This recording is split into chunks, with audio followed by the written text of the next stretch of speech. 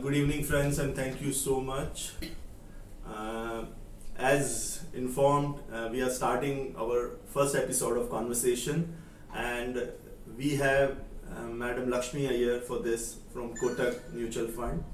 And thank you, ma'am, for being on the first show. We are starting this after a gap of almost a year now. Wow. So this is the first episode, and I welcome you for it. Thank you so much. Ma'am, I would just I would like you to start with your thoughts on Indian economy and what's your brief view on Indian debt markets right now. Sure. So firstly, I would say that Indian economy right now is on a very solid footing. Given the fact that globally, I think काफी लोगों का wicket उड़ा हुआ है.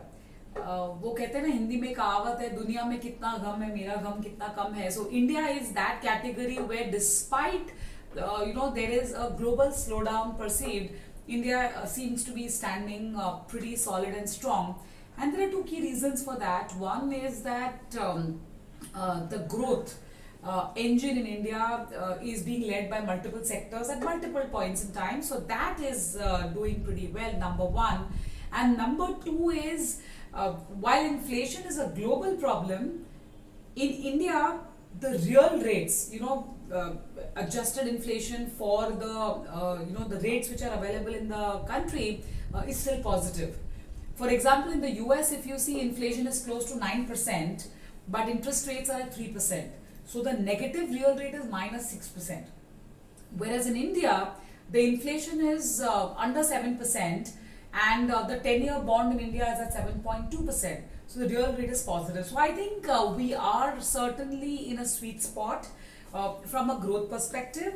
And from a bond market perspective, what it means is that interest rates will have to keep rising, because ऐसा नहीं होगा कि US will hike interest rates और India में कुछ नहीं होगा, हल्का सा छींटा पड़ेगा. So we will also have to hike interest rates.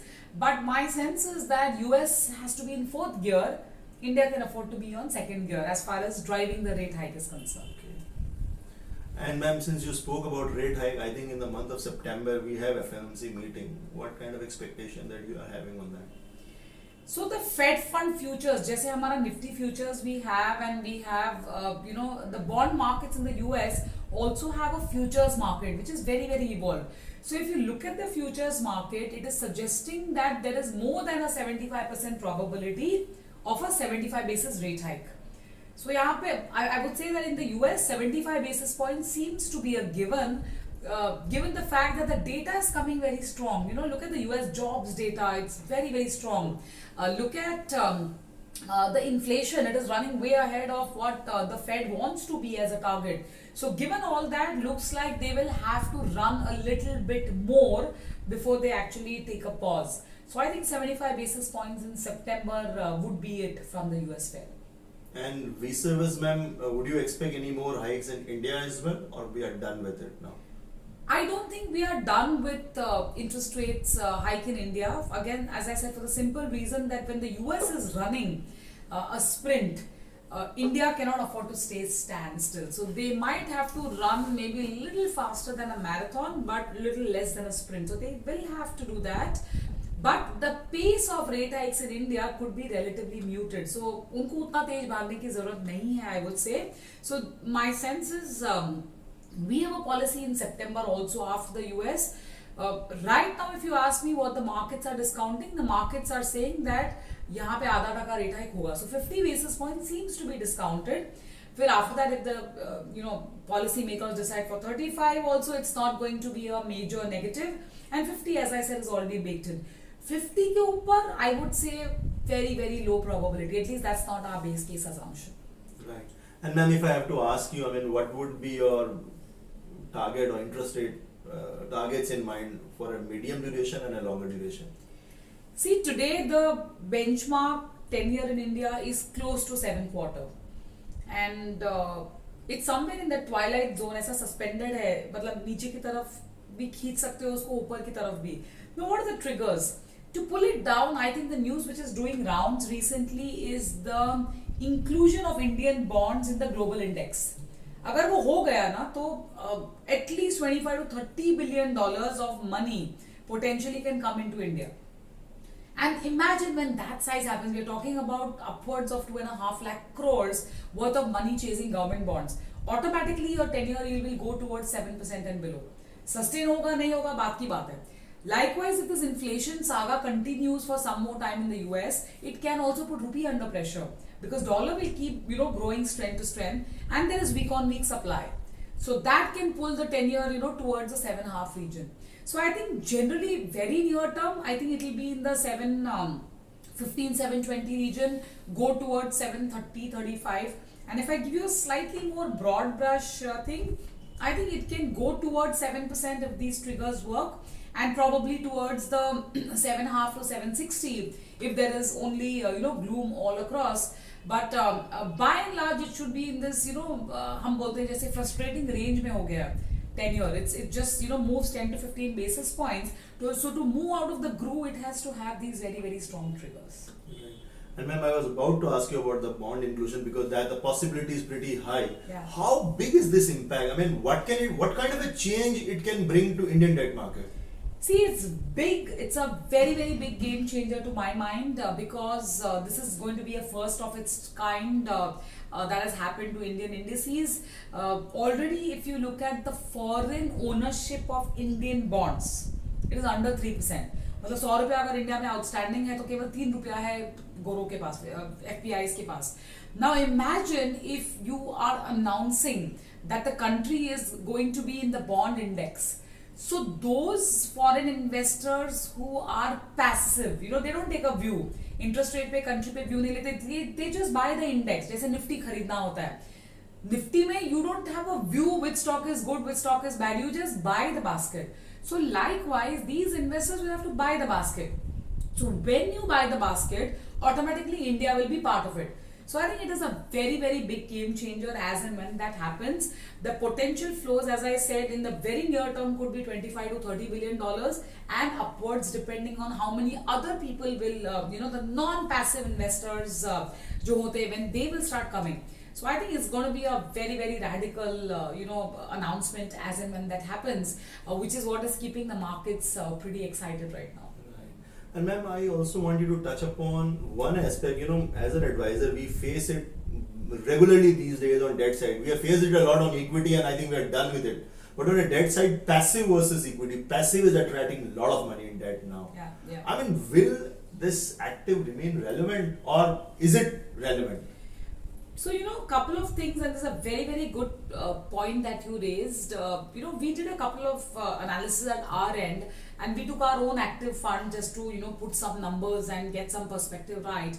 And we compared it versus the benchmark, and we also compared it versus the security of that particular maturity. So 3 years, or 3 years, 5 years, and just to see active versus passive, what has done better.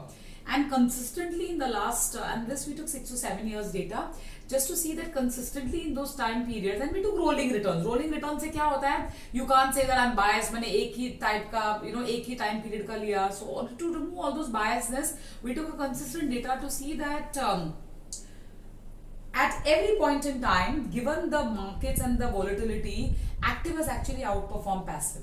Sometimes the gap is very limited, sometimes the gap is quite high in terms of outperformance. So what it's therefore suggesting, going back to your question, both these strategies can coexist in your portfolio. So passives are a good complementing strategies to active is what our view is. So 100 रुपये अगर लगाने हैं, and if you just like actives or you just like passives, split it.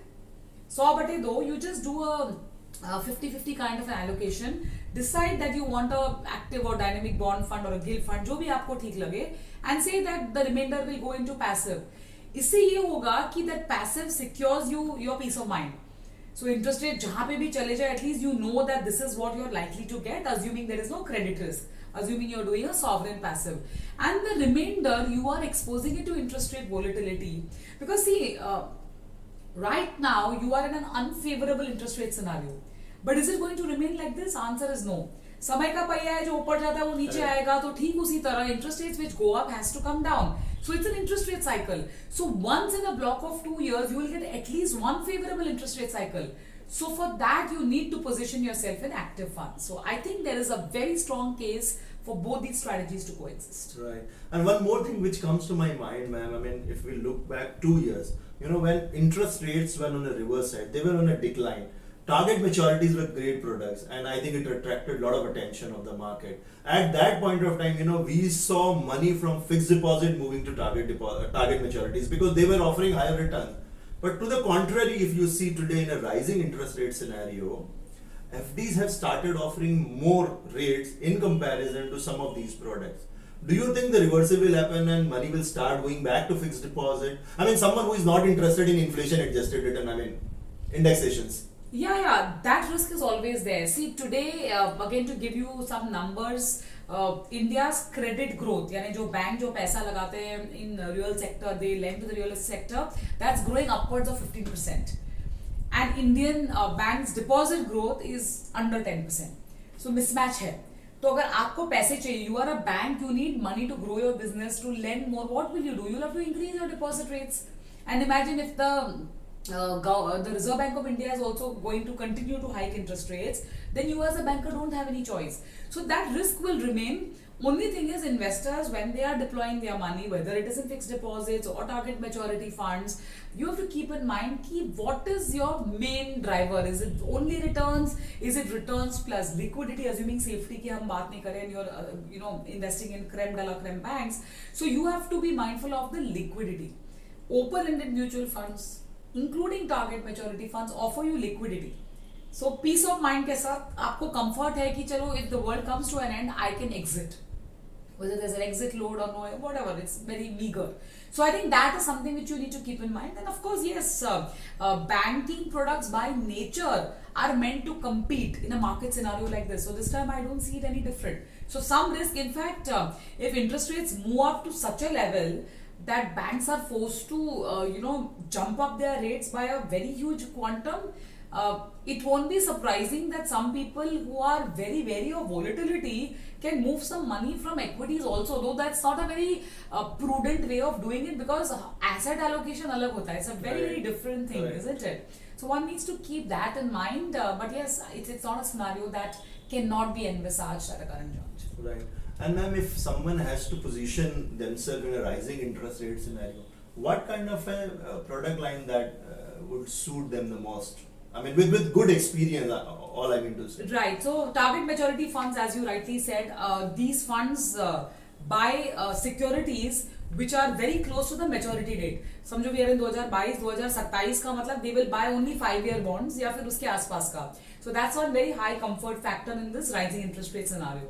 The other category which comes to mind is the floating rate category. Now floating rate में क्या होता है? Unlike the fixed rate, the coupon or the interest of these bonds get reset every 3 months, 6 months, 1 year, depending on who the issuer is. So that's another very wonderful category one can own, whether through the mutual fund route or through the direct bond routes, is completely your prerogative.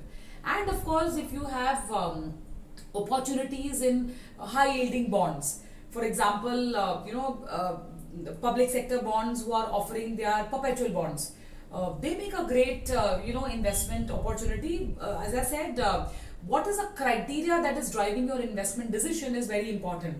वहाँ पे थोड़ी liquidity कम रहेगी, but definitely if you own a good pedigreed bank, say a public sector or a large private sector, you don't have to worry too much about the credit part. You just have to worry interest rate तो ऊपर नीचे जाते रहेंगे, and you need to worry a little bit about the liquidity. But they are very good carry assets, high yielding assets in this kind of a market scenario. So you can create a basket of, I would say, a combination of bonds, direct bonds, and of course a basket of mutual funds to suit your palette. Right, great. Lastly, ma'am, before we end, I mean, there's a lot of noise about this US recession, US and Europe economy in mess. What are your thoughts on that?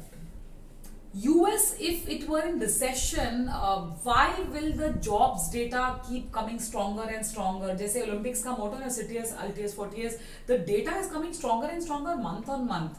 Also, what is true is that for every one job that is available in the US, there are almost people waiting to lap up onto the job. So the sector is growing. The overall, there are some patches of lacuna, no doubt about it. So I still, won't be, too soon to conclude that the US, Eurozone, I would say, is in a worse off situation compared to the US. So yes, slowdown is for real. Recessionary, as I said, if the markets are going ballistic, it can't be called a recession. So that is what I would say. But yes, we need to keep watching out for these signals that if policy makers are on the side of caution and they go and stretch the elastic too very high, then there is a risk of breakage. So I think as investors, as observers, as market participants, we need to be extremely mindful that there is some sort of concerns which are lingering, which are largely emanating from the US and of course in the European Union. Great. Thank you so much, ma'am. It was great speaking with you, and I'm sure our investors will be hugely benefited out of it. Thank you so much. Thanks, Lakshmi. Satan, and this was a great conversation. Thank you so much.